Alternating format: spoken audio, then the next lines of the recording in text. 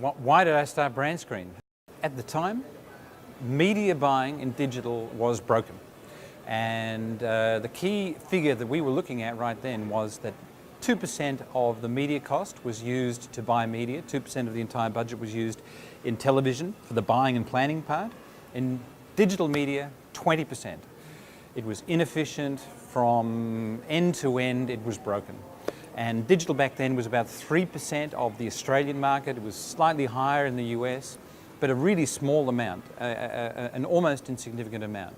But the moment digital was going over 3, 4, 5%, it suddenly loomed large on both advertisers and agencies' list of things to do, list of things to get right.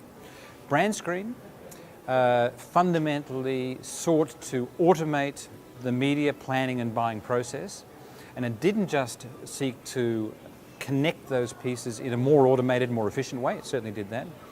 It actually sought to do away with the I/O.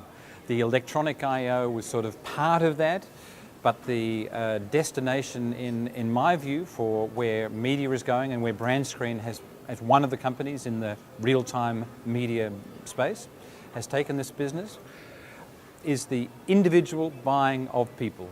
Buying individuals in real time while they're in the mobile browser, while they're in the desktop browser, on the basis of who they are, what behavior they've exhibited online, what interests they have, what purchase behavior, what loyalty behavior they've displayed.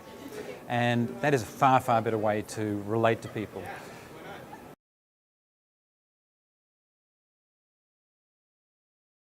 Brand Screen is one of the many companies behind the scenes helping the rest of the industry to get it right. You know, we don't necessarily actually have to be out in front with our name in lights.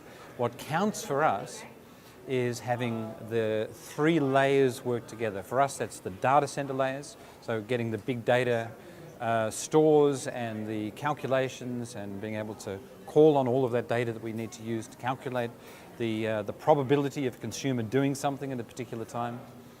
The optimization layers, what we call the intelligence layers, which is the algorithms which run and which essentially the advertisers and agencies pay to get hold of, and the application layer. And really the industry is both on the sell side and on the buying side and through advertising exchanges is plugging in. And by aggregating all of this data, really this is part of, if you like, the oil of the industry.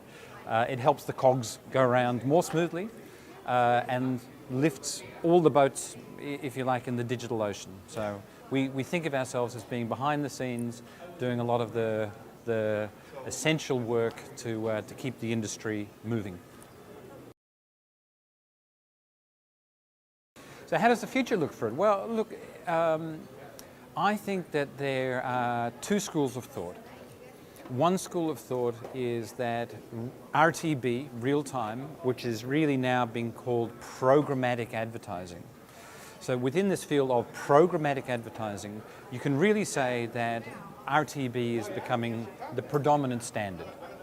It really doesn't have there is not a second standard like VHS or Betamax. There's not a second standard coming along to challenge it. It is not necessarily true that everything becomes RTB, but I think what is definitely true is that we'll see RTB in all forms of media. We'll see it in, of course, we're already seeing it, of course, deeply penetrated across mobile and video. It started in display, but within search, social, television, all of these different forms of media where essentially now media is being served one person to one person. Ads will also be served one person to one person, and therefore it's in the advertisers and the industry's interest to value each person, to have an opinion about how much they're worth to the advertiser. So the economics of it, the rationale is really RTB will go everywhere, and in fact all advertising will be programmatic, and that really will apply as much in Malaysia and Southeast Asia as anywhere else in the world. It's like gravity.